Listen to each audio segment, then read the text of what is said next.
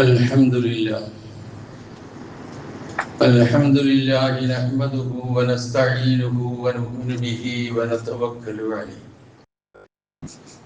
ونعوذ بالله من شرور أنفسنا ومن سيئات أعمالنا من يهده الله فلا مضل له ومن يضلل فلا هادي له وأشهد أن لا إله إلا الله وحده لا شريك له وأشهد أن محمدا عبده ورسوله أرسله بالهدى ودين الحق ليظهره على الدين كله ولو كره المشركون اللهم صل على محمد وعلى آل محمد كما صليت على إبراهيم وعلى آل إبراهيم وبارك على محمد وعلى آل محمد كما باركت على إبراهيم وعلى آل إبراهيم إنك حميد مجيد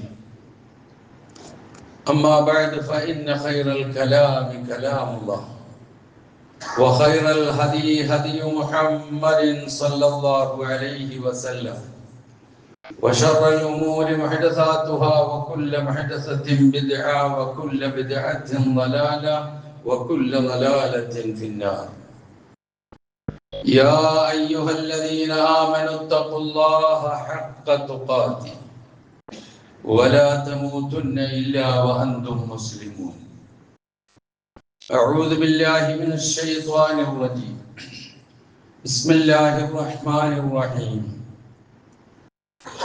حاميم تنزيل الكتاب من الله العزيز العليم غافر الذنب وقابل التوب شديد العقاب ذي الطول لا إله إلا هو إليه المصير സഹോദരന്മാരെ സഹോദരികളെ, ജീവിതത്തിന്റെ എല്ലാ മേഖലകളിലും റഹ്മാനായ അല്ലാഹുവിന്റെ നിയമനിർദ്ദേശങ്ങൾ പാലിച്ചുകൊണ്ട് ജീവിക്കാൻ കൽപ്പിക്കപ്പെട്ടവരാണ് ഞാനും നിങ്ങളും എന്നുണർത്തുന്നു. അല്ലാഹു സുബ്ഹാനഹു വ തആല നാം ഏവരെയും മുത്തഖികളും മുവഹ്ഹിദുകളുമായി ജീവിക്കുവാനും ഈ ലോകത്തോട് വിട പറയുവാനും അനുഗ്രഹിക്കുമാറാകട്ടെ എന്ന് പ്രാർത്ഥിക്കുകയും ചെയ്യുന്നു. വിശുദ്ധ ഖുർആനിലെ 40-ാമത്തെ അധ്യായം അൽ ഗാഫിർ എന്നും അൽ മുഅ്മിൻ എന്നും രണ്ട് പേരുകളിൽ അറിയപ്പെടുന്ന അധ്യായമാണ്. അതിലെ ഏറ്റവും ആദ്യത്തെ 3 വചനങ്ങളാണ് ഞാൻ ഓതിക്കേൾപ്പിച്ചത്. തൻസീലുൽ കിതാബി മിനല്ലാഹിൽ അസീസിൽ അലീം. ഈ ഗ്രന്ഥത്തിന്റെ അവതരണം പ്രതാപിയും സർവജ്ഞനുമായ അല്ലാഹുവിൽ നിന്നുള്ളതാകുന്നു. ഗാഫിരിദ്ദം, അവൻ പാപം പൊറുക്കുന്നവനാണ്. വഖാബിലിത്തൗബ്, അവൻ പശ്ചാത്താപം സ്വീകരിക്കുന്നവനാണ്. ശദീദിൽ ഇഖാബ്, കഠിനമായി ശിക്ഷിക്കുന്നവനാണ്. ദിത്തൗൽ, വിപുലമായ കഴിവുകളുള്ളവനാണ്. ലാ ഇലാഹ ഇല്ലാഹു, അവനല്ലാതെ ആരാധനക്കർഹനായി മറ്റാരും തന്നെയില്ല. ഇലൈഹിൽ മസീർ, അവനിലേക്ക് മാത്രമാണ് എല്ലാവരുടെയും മടക്കം. ഇതാണ് ഇതിന്റെ അർത്ഥം. ഈ രണ്ടാമത്തെ വചനം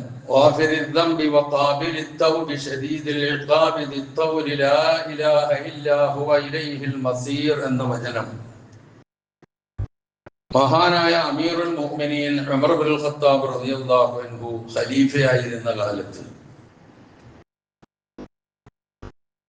തെറ്റിലേക്ക് വ്യതിചലിച്ചു പോയ ഒരു മനുഷ്യന് ഈ വചനം കുറിച്ചയക്കുകയും ഒരു കത്തിൽ എഴുതി അത് കൊടുത്തയക്കുകയും ഇത് ആവർത്തിച്ച് വായിച്ച് ആ മനുഷ്യൻ ആ തെറ്റിൽ നിന്ന് മാറുകയും ചെയ്ത സംഭവം ചരിത്രത്തിൽ നമുക്ക് വായിക്കാം. ഉമർ ഇബ്നുൽ ഖത്താബ് റളിയല്ലാഹു അൻഹുവിന്റെ ഭരണകാലം നബി സല്ലല്ലാഹു അലൈഹി വസല്ലമയ്ക്ക് ഖുർആൻ അവതരിച്ചു കിട്ടിയതിന് ശേഷം എത്രയോ വർഷങ്ങൾ പിന്നിട്ടതിന് ശേഷം ആ ഭരണകാലത്ത് എപ്പോഴും അമീറുൽ മുഅ്മിനീൻ ഉമർ ഇബ്നുൽ ഖത്താബ് റളിയല്ലാഹു അൻഹുവിന്റെ സദസ്സിൽ വളരെ സജീവമായി ഉണ്ടായിരുന്ന സിറിയയിൽ നിന്നുള്ള ഒരു മഹാനായ വ്യക്തി എന്ന് തന്നെയാണ് ചരിത്രത്തിൽ രേഖപ്പെടുത്തിയിരിക്കുന്നത്. ആ വ്യക്തിയെ അദ്ദേഹത്തിന്റെ സദസ്സിൽ സദാ ഉണ്ടാകുമായിരുന്നു. ഇടയ്ക്ക് കുറച്ചു കാലമായി കാണാതെയായി. സ്വാഭാവികമായും അന്വേഷിക്കണമല്ലോ. അപ്പൊ അദ്ദേഹം അന്വേഷിച്ചപ്പോൾ കിട്ടിയ മറുപടി, അദ്ദേഹം മദ്യപാനി ആയതുകൊണ്ടാണ് ഇങ്ങോട്ട് വരാത്തത് എന്ന് പറഞ്ഞു. സദസ്സിലുണ്ടായിരുന്ന ആളുകളിൽ നിന്ന് കിട്ടിയ മറുപടി അതാണ്. ഇന്ന ആളെവിടെയെന്ന് ചോദിച്ചപ്പോൾ, കുറെ കാലമായല്ലോ കണ്ടിട്ടെന്ന് പറഞ്ഞപ്പോൾ. എന്നാൽ അമീറുൽ മുഅ്മിനീനാണ്, ഭരണാധികാരിയാണ്, എല്ലാവരും ഞെട്ടലോടെ കേൾക്കുന്ന പേരാണ്. ഇതൊക്കെ നമുക്കറിയാം.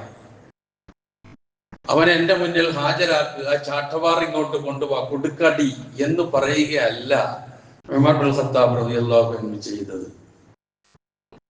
മറിച്ച് അദ്ദേഹം ഒരു കത്തെഴുതി.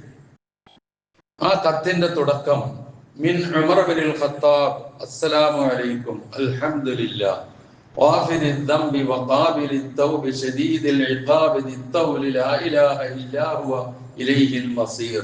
ഇതാണ് കത്ത്. അദ്ദേഹത്തിന് സലാം പറയുന്നു, അള്ളാഹുവിന് സ്തുതി പറയുന്നു, അള്ളാഹുവിനെ പരിചയപ്പെടുത്തുന്നു, അവന്റെ ശിക്ഷയെക്കുറിച്ച് ഓർമ്മിപ്പിക്കുന്നു, അവന്റെ അടുക്കലേക്കല്ലാതെ മടക്കമില്ല എന്ന് ഉണർത്തുന്നു. ഈ ആയത്ത് ഉൾക്കൊള്ളുന്ന കത്ത് ഒരാളെന്റെ കൈവശം ഏൽപ്പിച്ചിട്ട് പറഞ്ഞു, ഇതുമായി നിങ്ങൾ അദ്ദേഹത്തിന്റെ അടുക്കൽ പോകണം. പോയിട്ട് ബോധം നന്നായി തെളിയുന്ന സമയത്ത് വേണം ഈ കത്ത് കൊടുക്കണം. ഈ പറഞ്ഞ വാചകം ഇതാണ്. മദ്യപിച്ചു കഴിഞ്ഞാൽ ഉണ്ടാകാവുന്ന അവസ്ഥയുണ്ടല്ലോ, ആ അവസ്ഥയിൽ കൊടുക്കരുത്. ബോധം നല്ലപോലെ തെളിയുന്ന സമയത്ത് ഇത് അദ്ദേഹത്തെ ഏൽപ്പിക്കുക എന്ന് പറഞ്ഞു. അതുപോലെ ആള് പോയി ഈ കത്ത് ഏൽപ്പിച്ചു. അദ്ദേഹം അർത്ഥമൊന്നും ആരും പറഞ്ഞു കൊടുക്കുകയും വിശദീകരിക്കുകയും ചെയ്യേണ്ട ആവശ്യമില്ലല്ലോ. കത്ത് കൊടുത്തയച്ചതിന് ശേഷം തന്റെ മുമ്പിൽ ഇരിക്കുന്ന സദസ്യരോട് പറഞ്ഞു, നിങ്ങളുടെ ആ സഹോദരന് വേണ്ടി അള്ളാഹുവിനോട് പശ്ചാത്തപിക്കണം, മാപ്പിരക്കണം, ഇസ്തിഗ്ഫാർ ചെയ്യണം നിങ്ങൾ എന്ന് സദസ്യരോട് പറഞ്ഞു. കത്ത് കൊണ്ടുപോയി കൊടുത്തു. പല ആവർത്തി വായിച്ചു.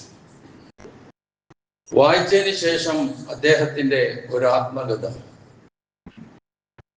ഉമർ ഇബ്നുൽ ഖത്താബ് റളിയല്ലാഹു അൻഹു എനിക്കൊരു കത്തയച്ചിരിക്കുന്നു. ആ കത്തില് അള്ളാഹു പാപം പൊറുക്കുന്നവനാണെന്ന് ഉണർത്തിയിരിക്കുന്നു, പശ്ചാത്താപം സ്വീകരിക്കുന്നവനാണെന്ന് എന്നെ ഓർമ്മപ്പെടുത്തിയിരിക്കുന്നു. ഒപ്പം അള്ളാഹുവിന്റെ കഠിന ശിക്ഷയെ കുറിച്ച് താക്കീത് നൽകിയിരിക്കുന്നു. അവന്റെ അടുക്കലേക്കാണ് മടങ്ങിയെത്തേണ്ടതെന്ന് ഓർമ്മിപ്പിക്കുന്നു. ഇതിങ്ങനെ പറഞ്ഞ് ആവർത്തിച്ച് പറഞ്ഞുകൊണ്ടിരുന്നു. അദ്ദേഹം ആവർത്തിച്ച് വായിച്ച് ഇതിങ്ങനെ പറഞ്ഞുകൊണ്ടിരുന്നതിന് ശേഷം പൊട്ടിക്കരഞ്ഞുകൊണ്ട് ആ തെറ്റിൽ നിന്ന് അദ്ദേഹം അകന്നു.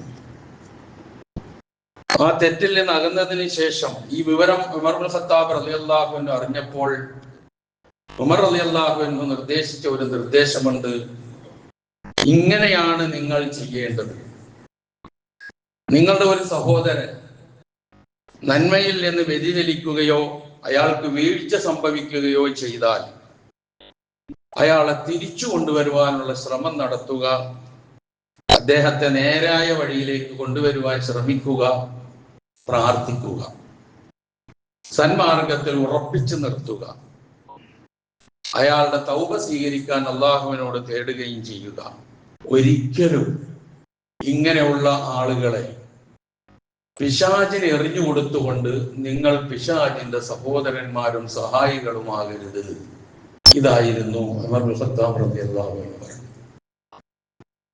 ഒരുപാട് കാര്യങ്ങൾ ഇതിൽ നമുക്ക് മനസ്സിലാക്കാനുണ്ട്. മനുഷ്യൻ മഅ്സൂമല്ല, പ്രവാചകന്മാർ മഅ്സൂമുകളാണ്. എന്ന് പറഞ്ഞാൽ നമ്മൾ മനുഷ്യരാണോ പാപങ്ങൾ ചെയ്യും? ചിലപ്പോൾ ചെയ്തുകൊണ്ടേയിരിക്കും. ചിലപ്പോൾ കുറച്ചൊക്കെ നല്ല കാര്യങ്ങൾ ചെയ്യും.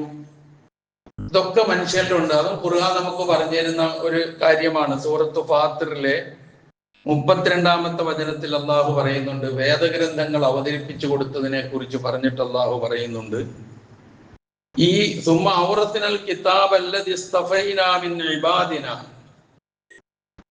ഖുർആനെ കുറിച്ച് പറഞ്ഞതിന് ശേഷം പറയാണ്, പിന്നെ വേദഗ്രന്ഥങ്ങൾ നമ്മൾ നമ്മുടെ ദാസന്മാർക്ക് നാം അവതരിപ്പിച്ചു കൊടുത്തിട്ടുണ്ട്, അനന്തരമാക്കി കൊടുത്തിട്ടുണ്ട്.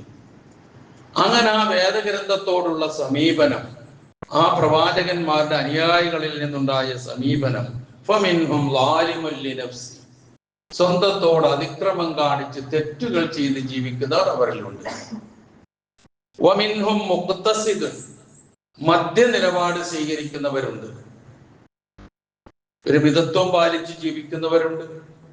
വമിൻഹും സാബിഖും ബിൽ ഖൈറാത്തി ബിഇദ്നില്ലാഹ്, അള്ളാഹുവിന്റെ അനുമതിയോടുകൂടി നന്മകളിൽ മത്സരിച്ചു മുന്നേറുന്നവരുണ്ട്. ദാലിക്കൽ ഫദ്ലുൽ കബീർ, അതാണ് മഹത്തായ അനുഗ്രഹം എന്ന് പറയുന്നു. ഇവിടെ നമ്മുടെയൊക്കെ 3 തരം ആൾക്കാരെ പരിചയപ്പെടുത്തിയതായി. ഇതിൽ ആദ്യം പറഞ്ഞത് ആലിമുൽ നഫ്സിഹി എന്ന് പറഞ്ഞവരോടുള്ള മനോഭാവം പഠിപ്പിച്ചു തരികയാണ് സത്യത്തിൽ ഉമർ ഇബ്നുൽ ഖത്താബ് റളിയല്ലാഹു അൻഹുവിന്റെ ഈ സംഭവം എന്നുള്ളത് നമ്മൾ ഓർക്കുക. അതായത് തെറ്റിൽ വീണു പോകുന്നവനെ തെറ്റിൽ മുക്കി താഴ്ത്തുകയല്ല വേണ്ടത്, അതിൽ നിന്ന് കൈപിടിച്ചുയർത്തുകയും ചേർത്ത് നിർത്തുകയും അവനെ തെറ്റ് ബോധ്യപ്പെടുത്തുകയും എന്നിട്ട് അവൻ ആ നന്മയിൽ ഉറച്ചു നിൽക്കാൻ വേണ്ടിയുള്ള ശ്രമങ്ങൾ നടത്തുകയും അള്ളാഹുവിനോട് തേടുകയും ചെയ്യുക എന്നുള്ളതായിരിക്കണം ഒരു വിശ്വാസിയിൽ നിന്നുണ്ടാകേണ്ടത് എന്നാണ് ഇതിന്റെ സാരം. തന്നെയുമല്ല, എല്ലാ മനുഷ്യരിലും നന്മയുമുണ്ട് തിന്മയുമുണ്ട്. നന്മകളോടുള്ള താല്പര്യവും തെറ്റുകുറ്റങ്ങൾ ചെയ്യാനുള്ള അഭിവാഞ്ചയും മനുഷ്യരിലുണ്ട്. ഇതിൽ ഒന്ന് മറ്റൊന്നിനെ അധീനപ്പെടുത്തി കഴിയുമ്പോൾ സാഹചര്യത്തിനനുസരിച്ച് അവൻ അതിൽ വീണുപോകും. ചിലപ്പോൾ നന്മയായിരിക്കും അത് ജയിച്ചു വരിക, അപ്പം തെറ്റിപ്പോവുകയില്ല. ചിലപ്പോൾ തിന്മയായിരിക്കും അത് ജയിച്ചു വരിക, അപ്പൊ തെറ്റിൽ വീണുപോകും. ഇങ്ങനെയൊക്കെ ഉള്ള സന്ദർഭം മനുഷ്യ ജീവിതത്തിൽ ഉണ്ടാകാം. അതുകൊണ്ട് ഒരാളെ അങ്ങോട്ട് തള്ളിക്കളഞ്ഞിട്ട്, ഒരാൾ തെറ്റ് ചെയ്യുമ്പോഴേക്കും അയാളെ പൂർണ്ണമായും അങ്ങോട്ട് തള്ളിക്കളഞ്ഞ് വേണ്ടി വന്നാൽ അവന് നരകത്തിന്റെ ചീട്ടും കൊടുത്തായിരിക്കും പിന്നെ നമ്മളുടെ ജീവിതം. അങ്ങനെയല്ല എന്ന് പഠിപ്പിക്കുകയാണ് ഈ സംഭവം എന്ന് ഓർക്കുക. ഇനിയുമുണ്ട് നിരവധി സംഭവങ്ങൾ. നബി സല്ലല്ലാഹു അലൈഹി വസല്ലം പറയുന്നുണ്ട്, മനുഷ്യനാണോ തെറ്റ് ചെയ്യും, ആ തെറ്റ് ചെയ്യുന്ന മനുഷ്യരിൽ ഏറ്റവും ഉത്തമനാരാ? ഖേദിച്ച് പശ്ചാത്തപിച്ച് തൗബ ചെയ്ത് മടങ്ങുന്നവരാണെന്നാണ് പറയുന്നത്. അതാണ് അതിന്റെ ഫാക്ട്. ഒരിക്കൽ ഈ ഉമർ ഇബ്നുൽ ഖത്താബ് റളിയല്ലാഹു അൻഹു തന്നെ നബി സല്ലല്ലാഹു അലൈഹി വസല്ലമയുടെ കാലത്ത് നടന്ന ഒരു സംഭവം ഉമർ റളിയല്ലാഹു അൻഹു തന്നെ പറഞ്ഞു തരുന്നുണ്ട്. അബ്ദുള്ള എന്ന് പറയുന്ന ഒരാൾ നബി സല്ലല്ലാഹു അലൈഹി വസല്ലമയുടെ സദസ്സിൽ വരുമായിരുന്നു. അദ്ദേഹത്തെ പ്രവാചകൻ പ്രത്യേകം നോട്ട് ചെയ്തിരുന്നു. കാരണം ഏറ്റവും ഗൗരവമുള്ള സന്ദർഭങ്ങളിൽ, പ്രയാസകരമായ സന്ദർഭങ്ങളിൽ എന്തെങ്കിലും രസങ്ങൾ ഫലിതങ്ങൾ പറഞ്ഞ് ചിരിപ്പിക്കുന്ന സ്വഭാവക്കാരനായിരുന്നു അദ്ദേഹം. അതുകൊണ്ട് തന്നെ പ്രവാചകൻ പ്രത്യേകം ശ്രദ്ധിച്ചിരുന്ന ഒരു മനുഷ്യനാണ്. പക്ഷെ അദ്ദേഹത്തിനും ഉണ്ടായി ഈ പറയുന്ന സ്വഭാവം, അല്പം മദ്യപിക്കുന്ന സ്വഭാവം ഉണ്ടായി. അദ്ദേഹത്തെ മദ്യപിച്ചതിന്റെ പേരിൽ ശിക്ഷ നബി സല്ലല്ലാഹു അലൈഹി വസല്ലം തന്നെ നൽകുകയും ചെയ്തിട്ടുണ്ട്. ആ ശിക്ഷ നൽകി കഴിഞ്ഞതിന് ശേഷം പല പ്രാവശ്യമായി കഴിഞ്ഞപ്പോൾ ഒരു മനുഷ്യൻ പറഞ്ഞു, അല്ലാഹുമ്മൽ അൻഹു മാ അക്തറ മാ യുതാബി, ഇതെന്തൊരു മനുഷ്യനാണിവൻ, അള്ളാഹു അവനെ ശപിക്കട്ടെ, എത്ര തവണയാണ് ഈ തല്ലുകൊണ്ടിരിക്കുന്നത് ഈ തെറ്റ് ചെയ്തതിന് വേണ്ടി എന്ന് ഒരാൾ ഇദ്ദേഹത്തെ കുറിച്ച് അഭിപ്രായ പ്രകടനം നടത്തിയപ്പോൾ പ്രവാചകൻ അത് കേട്ടിട്ട് പറഞ്ഞു, ലാ തൽഅനുഹു, അവനെ നിങ്ങൾ ശപിക്കരുത്. ഫവല്ലാഹി മാ അലിംത അന്നഹു യുഹിബ്ബുല്ലാഹ വറസൂലഹു, നിനക്കറിയില്ല അവൻ അല്ലാഹുവിനെയും റസൂലിനെയും ഇഷ്ടപ്പെടുന്നവനാണ് എന്ന വിവരം നിനക്കറിയില്ല എന്ന് ഓർമ്മിപ്പിച്ച സംഭവവും നമുക്ക് കാണാൻ കഴിയുന്നു. അപ്പൊ തെറ്റുകൾ ചെയ്യുന്നവരെ വെറുക്കുകയും ശപിക്കുകയുമല്ല വേണ്ടത്, പ്രത്യേക ശ്രദ്ധയും പരിഗണനയും നൽകി തെറ്റിൽ വീണുപോയവരെ അതിൽ നിന്ന് മോചിപ്പിക്കുക എന്നാണ്. അതാണ് ആ വാഫിരിൽ തമ്പി ഖാബിലി തൗബി ശദീദിൽ ഇഖാബി ദിത്തൗലി ലാ ഇലാഹ ഇല്ലാ ഹുവ ഇലൈഹിൽ മസീർ എന്ന വാക്ക് ആ മനുഷ്യന്റെ മുമ്പിലേക്ക് കിട്ടിയപ്പോഴേക്കും ആ തെറ്റിൽ നിന്ന് മാറാൻ ചിലപ്പോൾ എനിക്കോ നിങ്ങൾക്കോ നമുക്കാർക്കോ നടന്നുകൊള്ളണമെന്നൊന്നും ഇല്ലത്. ഇതാണ് ഇതിന്റെ അവസ്ഥ എന്ന് നമ്മൾ തിരിച്ചറിയുക. അതുപോലെ തന്നെ നബി സല്ലല്ലാഹു അലൈഹി വസല്ലം പറയുന്നുണ്ട്, അർബഉൻ മിൻ ഹുഖൂഖിൽ മുസ്ലിമീന അലൈക, നിന്നിൽ നിന്ന് മുസ്ലിമീങ്ങൾക്ക് കിട്ടേണ്ട 4 അവകാശങ്ങളുണ്ട്. ഒന്ന്, അൻ തുഈന മുഹ്സിനഹും, അതിൽ നന്മ ചെയ്യുന്നവരെ സഹായിക്കുക. വഅൻ തസ്തഗ്ഫിറ ലിമുദ്നിബിഹിം, തെറ്റ് ചെയ്യുന്നവന് വേണ്ടി പാപമോചനം തേടുക. വഅൻ തദ്ഉവ ലിമുദ്ബിരിഹിം, യാഥാർത്ഥ്യത്തിൽ നിന്നും സത്യത്തിൽ നിന്നും ഒക്കെ പിന്തിരിഞ്ഞു പോകുന്നവർക്ക് ആ സത്യത്തിലേക്ക് തിരിച്ചു വരാൻ വേണ്ടി പ്രാർത്ഥിക്കുക. വഅൻ തുഹിബ്ബ തായിബഹും, തെറ്റ് ചെയ്തിട്ട് ഖേദിച്ച് മടങ്ങുന്നവരെ ഇഷ്ടപ്പെടുക. ഇത് 4 മുസ്ലിമീങ്ങൾക്ക് നിന്നിൽ നിന്ന് കിട്ടേണ്ട ബാധ്യതയാണ് എന്ന് നബി സല്ലല്ലാഹു അലൈഹി വസല്ലമ ഉണർത്തുന്നു. തെറ്റുകുറ്റങ്ങൾ പെരുകുകയും അധാർമികതകൾ അരങ്ങു തകർക്കുകയും ജീർണതകൾ കൂലം കുത്തി ഒഴുകുകയും ചെയ്യുന്ന ഇക്കാലത്ത്, പ്രത്യേകിച്ച് ഇക്കാലത്ത് നാം സ്വീകരിക്കേണ്ട ഗുണകാംക്ഷയുടെ നിലപാടാണ് ഇവിടെ പറഞ്ഞത്. ഈ നിലപാടാണ് മനുഷ്യരെ നന്മയിലേക്ക് കൂടുതൽ തിരിച്ചു കൊണ്ടുപോകുവാനും നന്മയിൽ ഉറപ്പിച്ചു നിർത്താനും തെറ്റുകളിൽ നിന്ന് അകറ്റി നിർത്താനും ഒക്കെ വഴിയൊരുക്കുന്നത് എന്ന് എത്ര വേഗം നാം മനസ്സിലാക്കുന്നുവോ അത്ര അത് ഉപകാരപ്പെടും. നമ്മളുടെ ബാധ്യതയാണ് എന്ത്? അംറും ബിൽ മഅറൂഫും നഹ്യുൻ അനിൽ മുൻകറും, നന്മ കൽപ്പിക്കലും തിന്മ വിരോധിക്കലും. ആ അംറും ബിൽ മഅറൂഫും നഹ്യുൻ അനിൽ മുൻകറും ഫലവത്താകാൻ ഏറ്റവും അത്യാവശ്യമായി വേണ്ടത് ഗുണകാംക്ഷയാണ്. ആ ഗുണകാംക്ഷയും പ്രാർത്ഥനാ നിർഭരമായ മനസ്സും ഒരാളെ ചളിക്കുണ്ടിൽ നിന്ന് രക്ഷപ്പെടുത്തണമെന്ന അടങ്ങാത്ത ആഗ്രഹവും എല്ലാം കൂടി ഒരുമിച്ച് വരുമ്പോൾ അത് സംഭവിച്ചിരിക്കും. അതല്ലാതെ ഒരിക്കലും അള്ളാഹുവിന്റെ അധികാരം നമ്മൾ കയ്യിലെടുക്കരുത്. അള്ളാഹുവിന്റെ അധികാരം അള്ളാഹുവിന് മാത്രമുള്ളതാണ്. മഹാനായ പ്രവാചകൻ തിരുമേനി സല്ലല്ലാഹു അലൈഹി വസല്ലമ ഇസ്രായേൽ സന്തതികളിൽപ്പെട്ട 2 ആളുകളുടെ കഥ നമുക്ക് പറഞ്ഞു തരുന്നുണ്ട്. അബൂ ഹുറൈറ റളിയല്ലാഹു അൻഹു ആണ് ആ സംഭവം ഉദ്ധരിക്കുന്നത്. അത് 2 സഹോദരന്മാർ, അതിൽ ഒരാൾ ആരാധനയിൽ മുഴുകി ജീവിക്കുന്നവൻ, മറ്റൊരാൾ തെറ്റ് ചെയ്തുകൊണ്ട് ജീവിക്കുന്നവൻ. ആരാധനകളിൽ മുഴുകി ജീവിക്കുന്ന നന്മയെ കുറിച്ച് നന്നായി അറിയാവുന്ന ആൾ ഈ തെറ്റ് ചെയ്തുകൊണ്ടിരിക്കുന്ന സഹോദരനോട് പല പ്രാവശ്യം ഇത് നീ ഒന്ന് നിർത്ത്, മതിയാക്ക്, മാറ്, വിട്ടുനിൽക്ക് എന്നൊക്കെ ആവർത്തിച്ചുണർത്താറുണ്ട്. പക്ഷെ ആ മനുഷ്യൻ കുറെ കേട്ട്, ഇയാളുടെ ഉപദേശങ്ങൾ കുറെ കേട്ട്, ആ ഉപദേശങ്ങൾ കേട്ട് കഴിഞ്ഞപ്പോൾ ഒരു വല്ലാത്ത മറുപടി അദ്ദേഹത്തിന്റെ ഭാഗത്ത് നിന്ന് വന്നു. നമ്മളൊക്കെ ചിലപ്പോൾ തെറ്റ് ചെയ്യുന്ന ആൾക്കാരോട് പറഞ്ഞാൽ, നീ പോയി നിന്റെ പണി നോക്ക്, ഞാൻ എൻ്റെ റബ്ബുമായിട്ടുള്ളതല്ലേ പ്രശ്നം, അത് ഞങ്ങൾ നോക്കിക്കോളാം എന്ന് മലയാളത്തിൽ പറയുന്ന ആ വാചകം ആ മനുഷ്യൻ അറബിയിൽ പറഞ്ഞു. ഞാൻ അത്രേ പറയുന്നുള്ളൂ. ആ മനുഷ്യൻ അറബിയിൽ പറഞ്ഞു ഇതേ ആശയം. ഇത് കേട്ടപ്പോൾ ആ മനുഷ്യൻ ഇത്തിരി വിഷമമായി. അദ്ദേഹം പറഞ്ഞു, ഒരിക്കലും നീ സ്വർഗത്തിൽ പോകൂല, ഒരിക്കലും നീ സ്വർഗത്തിൽ പോകൂല.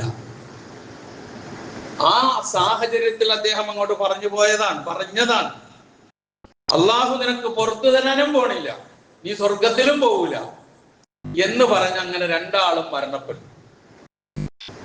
മരണപ്പെട്ടതിന് ശേഷം 2 ആളും റബ്ബുൽ ആലമീന്റെ അടുക്കൽ വരികയാണ്.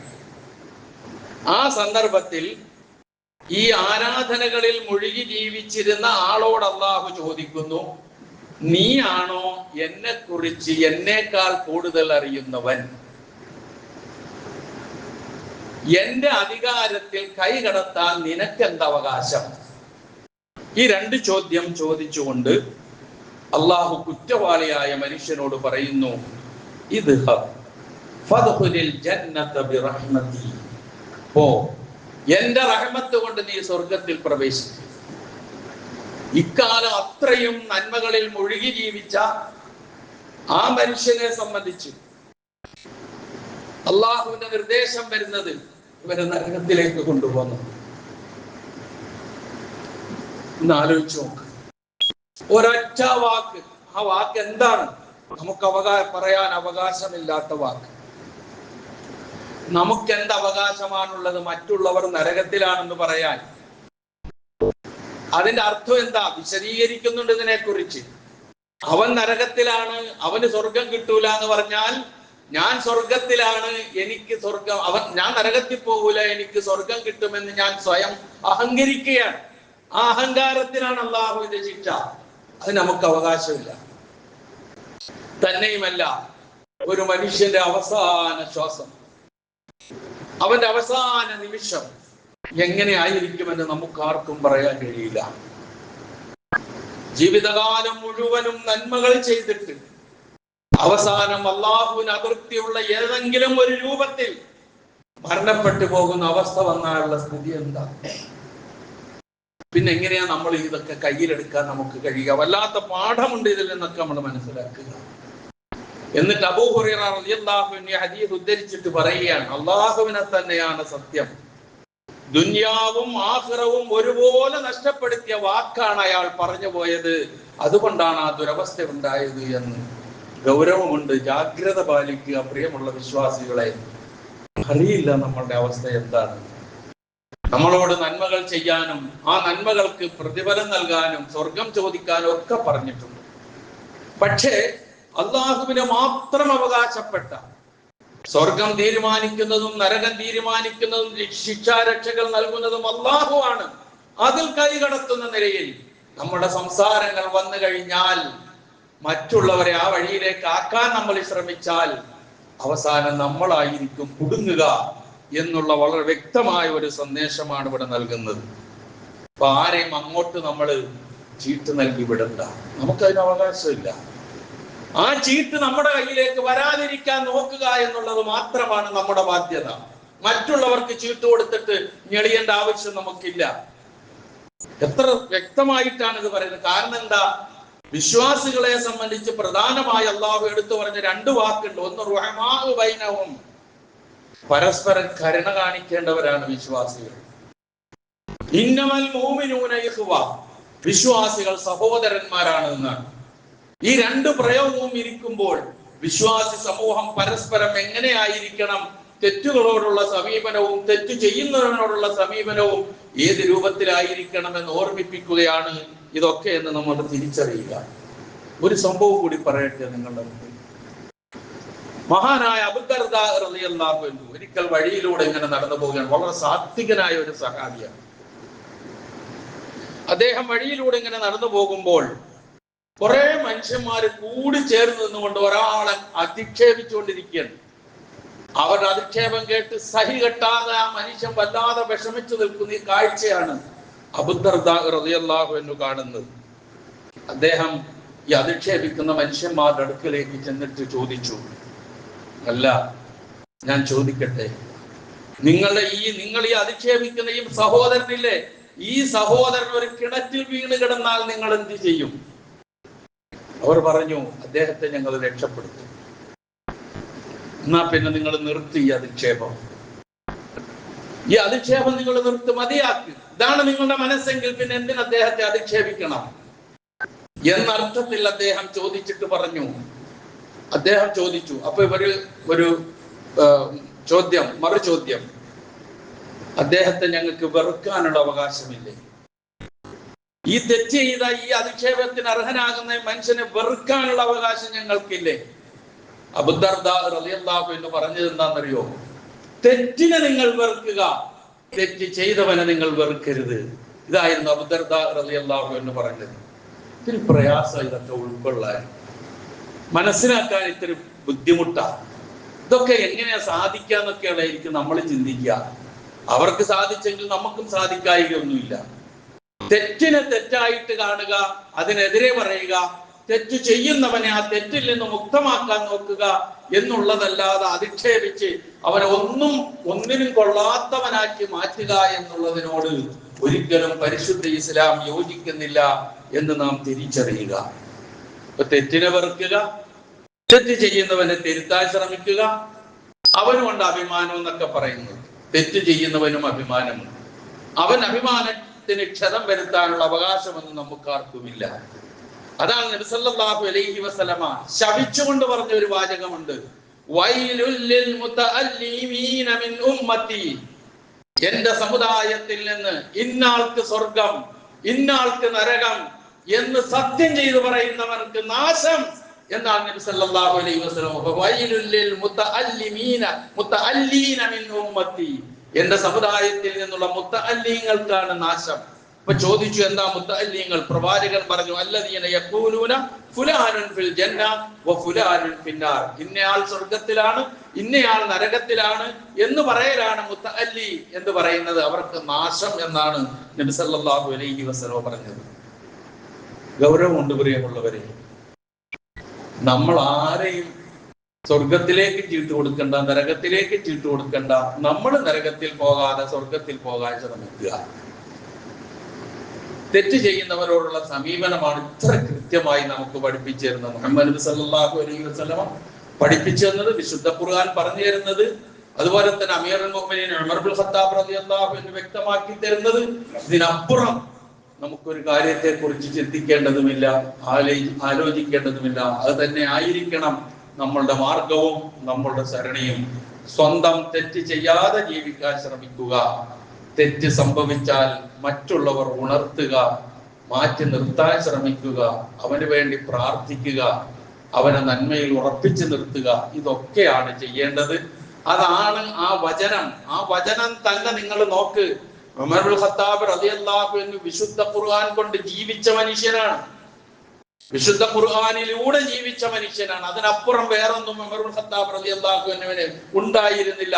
ഒരു കാലത്ത് പ്രവാചകനെ ഖുർആന്റെ പേരിൽ കൊല്ലാൻ ഇറങ്ങിത്തിരിച്ച മനുഷ്യനായിരുന്നുവെങ്കിൽ പിന്നെ എല്ലാം ഖുർആനായിരുന്നു. അതുകൊണ്ട് തന്നെയാണ് തനിക്ക് പരിചയമുള്ള, തന്റെ സദസ്സിൽ സാധാരണ കാണാറുള്ള ഒരു പ്രമുഖ വ്യക്തി മദ്യപാനത്തിന് വിധേയനായി വരാതിരിക്കുന്നു എന്ന് വിവരമറിഞ്ഞപ്പോൾ ഉടൻ തന്നെ എഴുതി കൊടുത്തയച്ച ആയത്ത്,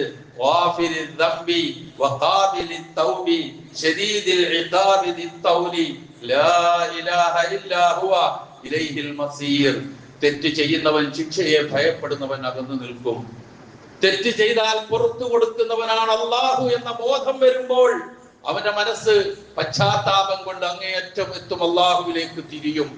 ഈ ബോധ്യമാണ് നമ്മളെയും നയിക്കേണ്ടത്, നമ്മളെ ഓരോരുത്തരെയും നയിക്കേണ്ടത്.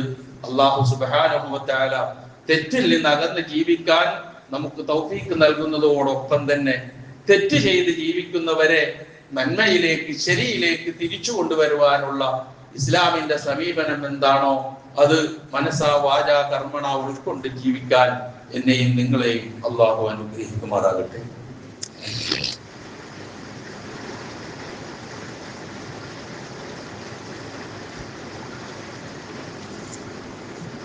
അൽഹംദുലില്ലാഹ് الذي هدانا لهذا وما كنا لنهتدي لولا أن هدانا الله والصلاة والسلام على أشرف الأنبياء والمرسلين وعلى آله وصحابه ومن تبعهم بإحسان إلى يوم الدين اتقوا الله عباد الله.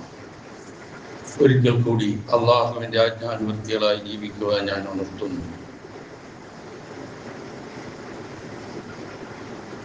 തെറ്റ് ചെയ്യുന്നവരോടുള്ള ഈ മനോഭാവം പോലെ തന്നെ ശ്രദ്ധിക്കേണ്ട ഒന്നാണ്.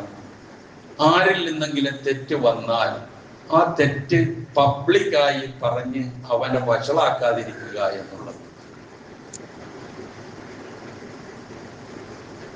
ഇപ്പൊ ഏറ്റവും കൂടുതൽ ഒരു മനുഷ്യനെ വഷളാക്കാൻ പറ്റുന്ന കാലഘട്ടത്തിലാണ്, സൗകര്യങ്ങളുള്ള കാലഘട്ടത്തിലാണ് നമ്മളുടെ ജീവിതം. സോഷ്യൽ മീഡിയ തന്നെ വേറെ ഒന്നുമല്ല. ഏതറ്റം വരെയും അവനെ വഷളാക്കാമോ, അവനെ വഷളാക്കാൻ ഒരു ബുദ്ധിമുട്ടുമില്ല. പക്ഷേ തന്റെ സഹോദരന്റെ ഒരു തെറ്റ്, ഒരു പാളിച്ച, ഒരു പോരായ്മ, ഒരു കുറ്റം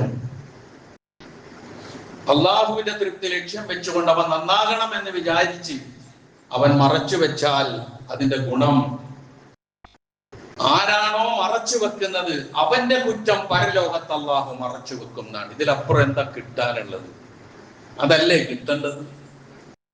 ഒരു മനുഷ്യന്റെ തെറ്റ് ഈ ലോകം മുഴുവനും പറഞ്ഞു വരത്തി വഷളാക്കി കൊണ്ടുപോയി പരലോകത്ത് ശിക്ഷ ഏറ്റുവാങ്ങുന്നതിനേക്കാൾ എത്രയോ നല്ലതാണ് അവന്റെ കയ്യിൽ നിന്ന് ആ തെറ്റ് സംഭവിച്ചു, അവനോട് പറയാം, അവനെ തിരുത്താം, അവന് ശ്രമിക്കാം.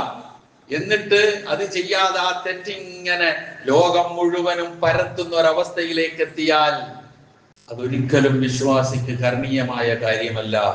തെറ്റ് മറച്ചു വെച്ചാൽ അതിന്റെ പ്രതിഫലം പരലോകത്ത് എന്റെ തെറ്റ് അല്ലാഹു മറച്ചു വെക്കുന്നു. ആരാണോ മറച്ചു വെക്കുന്നത് അവൻ്റെത്. പിന്നെ തെറ്റുകൾ ചെയ്യുന്നവനെ ശിക്ഷിക്കണ്ടേ? തീർച്ചയായും ശിക്ഷിക്കണം. അതിൽ യാതൊരു അഭിപ്രായ വ്യത്യാസവുമില്ല. ശിക്ഷ കൊണ്ട് നന്നാകാൻ കഴിയണം. ചീത്തയാകുന്ന ശിക്ഷയാകരുത് പിന്നെയും പിന്നെയും. ലഹരിക്കൊക്കെ വേണ്ടി പിടികൂടപ്പെട്ടാൽ അതിന് നിശ്ചയിക്കപ്പെട്ട മാസങ്ങളോ വർഷങ്ങളോ കിടന്നിട്ട് ഇപ്പൊ ഇന്ന് പത്രത്തിലൊരു വാർത്ത വായിക്കാൻ സാധിച്ചു. ഗൾഫ് നാടിൽ ഏതോ തെറ്റ് ചെയ്തിട്ട് ശിക്ഷയ്ക്ക് വിധിക്കപ്പെട്ട് വധശിക്ഷയ്ക്ക് വിധിക്കപ്പെട്ട് അവിടെയുള്ള പാവപ്പെട്ട മലയാളികളായ ആളുകൾ പൈസ സമ്പാദിച്ച് 80 ലക്ഷം രൂപ ഡെഡ് മണി കൊടുത്ത് അവിടെ നിന്ന് മോചിപ്പിച്ച് നാട്ടിലെത്തിയിട്ട് ലഹരി വിറ്റിട്ട് പിടികൂടിയത് നമ്മൾ വായിച്ചതാണ്. മാറേണ്ടത് മനുഷ്യന്റെ മനസ്സാണ്. മനുഷ്യന്റെ മനസ്സ് മാറിയാൽ എല്ലാം ക്ലിയറായി. ആ മനസ്സ് മാറണമെങ്കിൽ അതിന് സ്വീകരിക്കേണ്ട നയങ്ങളും നിലപാടുകളും കൃത്യമായി പരിശുദ്ധ ഇസ്ലാം മുഹമ്മദ് മുസ്തഫ റസൂൽ കരീം സല്ലല്ലാഹു അലൈഹി വസല്ലമ വരച്ചു കാണിച്ചു തന്നിട്ടുണ്ട്. അത് തന്നെയാണ് ഞാൻ നേരത്തെ നിങ്ങളുടെ മുമ്പാകെ വെച്ചത്. അതിനപ്പുറം ഒരു മാർഗമില്ല. ഇപ്പൊ ലഹരി ചർച്ച ചെയ്യുന്നു. ലഹരിക്ക് അടിമപ്പെട്ടവരെ അവർക്ക് കൗൺസിലിംഗ് കൊടുക്കണം, അവരെ നന്നാക്കിയെടുക്കണം, മാറ്റിയെടുക്കണം. അല്ലാതെ അവനെ പടുകുഴിയിലേക്ക് തള്ളുകയല്ല വേണ്ടത് എന്ന് പറയുന്നതിന്റെ അർത്ഥവും ഇത് തന്നെയാണ്. തെറ്റിൽ നിന്ന് മാറ്റിയെടുക്കാനുള്ള ശ്രമമാണ് ഉണ്ടാകേണ്ടത്. മഹാനായ അബ്ദുല്ലാഹി ഇബ്നു മസ്ഊദ് റളിയല്ലാഹു അൻഹുവിന്റെ മുന്നിൽ ഒരു മദ്യപാനിയായ മനുഷ്യനെ കൊണ്ടുവന്നു. പബ്ലിക്കായിട്ട് അദ്ദേഹം മദ്യപിച്ചു എന്ന് അവിടെ ഇരുന്ന ആൾക്കാരുടെ മുമ്പിൽ വെച്ച് പറഞ്ഞപ്പോൾ അവിടെ ഉള്ളവരോട് അദ്ദേഹം പറഞ്ഞു, ഒന്ന് മണത്തു നോക്കാൻ പറഞ്ഞു മുഖം. അപ്പൊ മണത്തു നോക്കുമ്പോൾ മദ്യത്തിന്റെ ഗന്ധമുണ്ട്. അദ്ദേഹം ശിക്ഷിച്ചു. ശിക്ഷ കഴിഞ്ഞതിന് ശേഷം അദ്ദേഹം ആ കൊണ്ടുവന്ന മനുഷ്യനോട് പറഞ്ഞ ഒരു വാചകമുണ്ട്,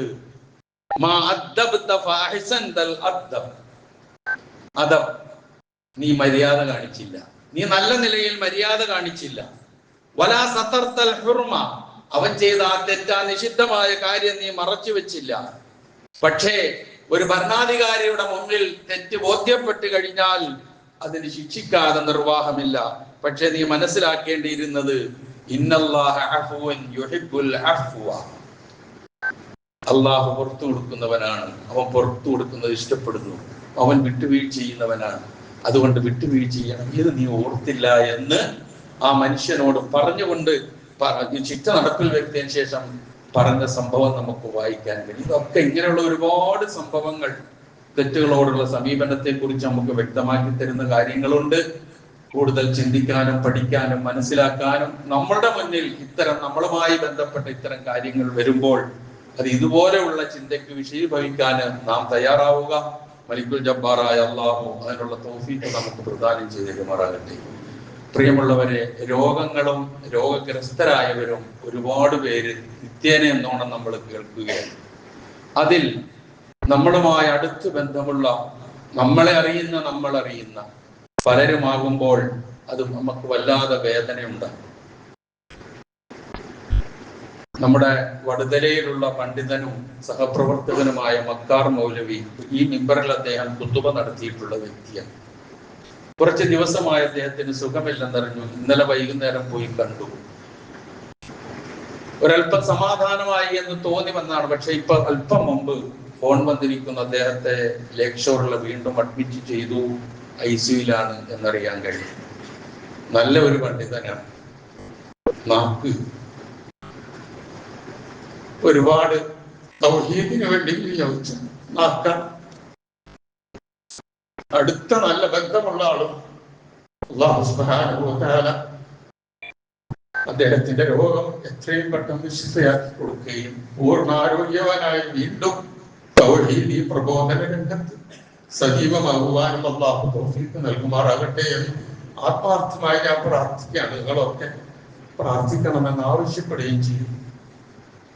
മറ്റൊന്ന്, നമ്മുടെ താജു NKPയിൽ അദ്ദേഹത്തിന്റെ മൂത്ത സഹോദരനും സഹോദരിയും ഒരുപോലെ പ്രയാസകരമായ അവസ്ഥയിൽ ഹോസ്പിറ്റലിലാണ്. പ്രാർത്ഥിക്കണമെന്ന് ആവശ്യപ്പെട്ടിട്ടുണ്ട്. അല്ലാഹു സുബ്ഹാനഹു വ തആല അവർ രണ്ടാളുടെയും രോഗം ശിഫയാക്കി കൊടുക്കുകയും അതല്ല മറ്റൊന്നാണ് അല്ലാഹു ഉദ്ദേശിക്കുന്നതെങ്കിൽ ആഖിബത്ത് നന്നാക്കി കൊടുക്കുകയും ചെയ്യുമാറാകട്ടെ എന്ന് പ്രാർത്ഥിക്കുക. അതുപോലെ നമ്മളുടെ റിയാസ് അഹമ്മദ് സേഠിന്റെ മാതാവ് രോഗശയ്യയിലാണ്, ചികിത്സയിലാണ്, പ്രാർത്ഥിക്കണമെന്ന് ആവശ്യപ്പെട്ടിട്ടുണ്ട്. അല്ലാഹു സുബ്ഹാനഹു വ തആല ആ സഹോദരിക്കും സിഹത്തും ആഫിയത്തും പൂർണ്ണ ആരോഗ്യം നൽകി അനുഗ്രഹിക്കുമാറാകട്ടെ. മാരകമായ രോഗങ്ങളിൽ നിന്ന് പിടിപെട്ട് പ്രയാസം അനുഭവിക്കുന്ന ഇന്നത്തെ ഈ മഴക്കാലവുമായി ബന്ധപ്പെട്ട പനി അങ്ങനെ രോഗമൊക്കെ പിടിപെട്ട് ഒരുപാട് പേർ ആശുപത്രിയിലുണ്ട്, പ്രാർത്ഥിക്കാൻ ആവശ്യപ്പെട്ടിട്ടുണ്ട്. അല്ലാഹു സുബ്ഹാനഹു വ തആല അവരുടെ എല്ലാ പ്രയാസങ്ങളെ അകറ്റി കൊടുക്കുമാറാകട്ടെ. വേദനകളെ അല്ലാഹു ലഘൂകരിച്ചു കൊടുക്കുമാറാകട്ടെ. എല്ലാ പ്രയാസങ്ങളിൽ നിന്നും എല്ലാവരെയും അല്ലാഹു കാത്തുരക്ഷിക്കുമാറാകട്ടെ. സർവോപരി ഇസ്ലാമിനും മുസ്ലിം ഉമ്മത്തിനും അല്ലാഹു ഇസ്സത്തിനെ പ്രദാനം ചെയ്യുമാറാകട്ടെ. നമ്മിൽ നിന്ന് വന്നുപോയ തെറ്റുകുറ്റങ്ങൾ അല്ലാഹു പുറത്തു മാപ്പാക്കി തെരുമാറാകട്ടെ. മരണപ്പെട്ടു പോയവർക്ക് അല്ലാഹു പുറത്തു കൊടുക്കുമാറാകട്ടെ. ജന്നാത്തുൽ ഫിർദൗസ് നൽകി അനുഗ്രഹിക്കുമാറാകട്ടെ. അല്ലാഹുമ്മ ഗ്ഫിർ ലിൽ മുഅ്മിനീന വൽ മുഅ്മിനാത്ത് വൽ മുസ്ലിമീന വൽ മുസ്ലിമാത്ത് الأحياء منهم والأموات إنك مجيب الدعوات ويا قاضي الحاجات. اللهم أعز الإسلام والمسلمين وأذل الشرك والمشركين. اللهم أجرنا من النار، اللهم أجرنا من النار، اللهم أجرنا من النار. ربنا اغفر لنا ولإخواننا الذين سبقونا بالإيمان ولا تجعل في قلوبنا غلا للذين آمنوا ربنا إنك رؤوف رحيم. ربنا تقبل منا إنك أنت السميع العليم وتب علينا إنك أنت التواب الرحيم. ربنا آتنا في الدنيا حسنة وفي الآخرة حسنة وقنا عذاب النار.